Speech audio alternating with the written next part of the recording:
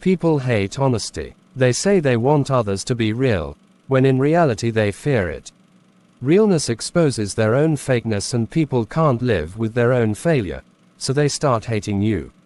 People fake who they are because they're scared of rejection and judgment, so they play roles, polish their edges, stay likable.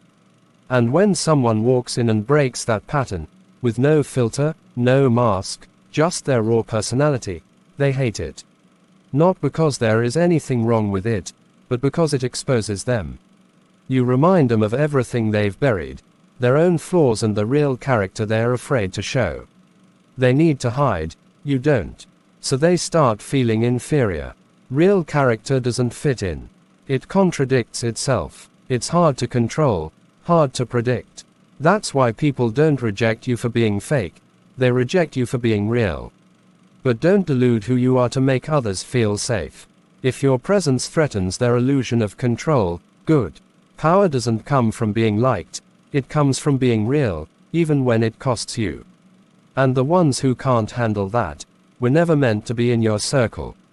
The goal isn't to be accepted, it's to be untouchable. There's only one thing you have to give people for them to do absolutely everything.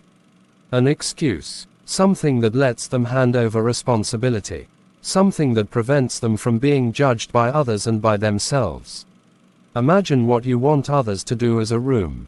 If the room is wide open, they're fully responsible for what happens inside, and that means they risk being judged. But when there is a door, an excuse they can use, something that takes away their responsibility, they feel like having a free pass for everything. Now they can't be judged for anything that happens inside because they can always hide behind this excuse. It doesn't even matter if they know what's behind it. The door's mere existence takes the burden off their shoulders. Here's an example. If you're on a date and want to take things to the next level, don't just ask them to come to your place, it's too obvious. Instead, give them a casual excuse. Say you have Mario Kart at home. The plan is just to play a game, so they don't feel like they're easy to have. This way they can't be judged because they have an excuse they can tell everyone, including themselves. They don't feel responsible, which opens the door for everything coming next. And the best part, it doesn't even matter if you actually have Mario Kart or not.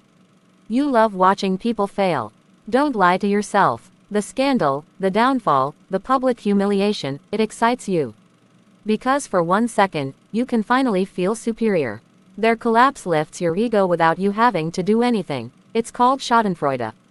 The pleasure you feel when others fall is all about hierarchy. Human beings are wired for constant comparison. When someone around you excels, it threatens your self-worth. But if they fail, that pressure disappears. Their loss becomes your emotional release. You don't have to admit you're jealous. You don't have to try harder. Their crash resets the balance. It justifies your inaction, and the brain rewards it.